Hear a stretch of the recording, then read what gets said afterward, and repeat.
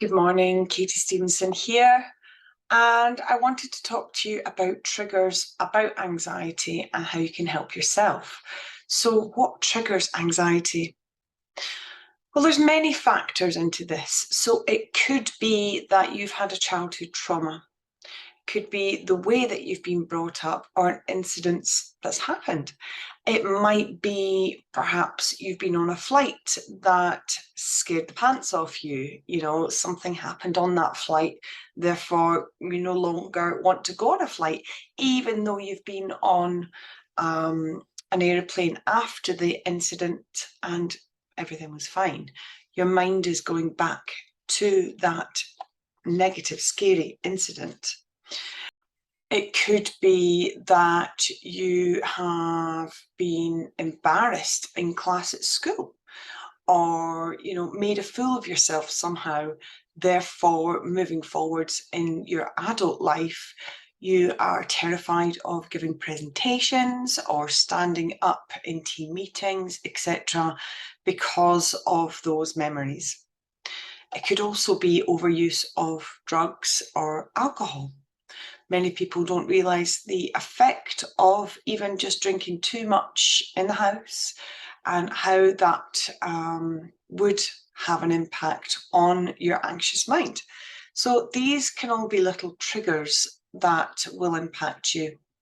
Now, in order to change these responses, we need to be able to just take a moment and recognise that you're feeling that way. And that could just be taking that moment to think in and then just doing some nice deep breathing. Breath work is phenomenal to be able to get all that adrenaline out. So when you are getting anxious, you do start to hyperventilate. You start to breathe up in your chest rather than down in your belly. So I would always recommend, if you do feel a surge of that adrenaline, that anxiety, to just breathe in, breathe out. So perhaps breathing in for 4 and out for 7.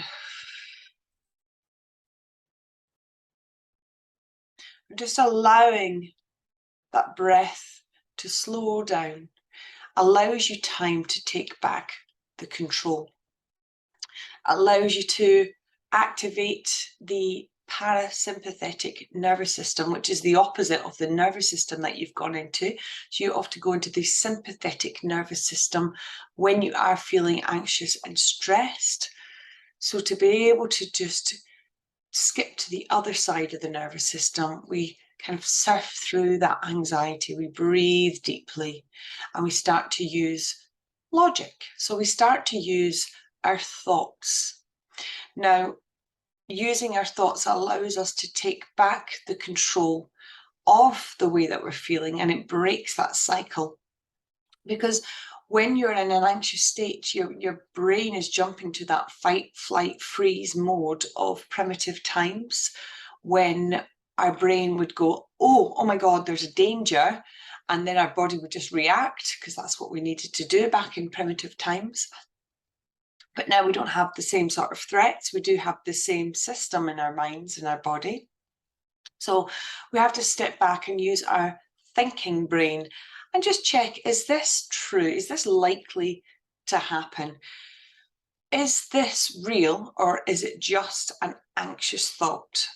And it just allows you to sort of calm down that part of the brain that's activating the higher part, and lets you decide whether it's a real threat or not, rather than just assuming everything's a threat. And that's when we start to live in a really, really anxious state. So I hope these tips have been helpful for you. Any questions, please let me know. I'm Katy Stevenson, hypnotherapist and anxiety specialist, and I look forward to having a chat with you at some point to see how I can help you overcome your anxiety for good. Take care.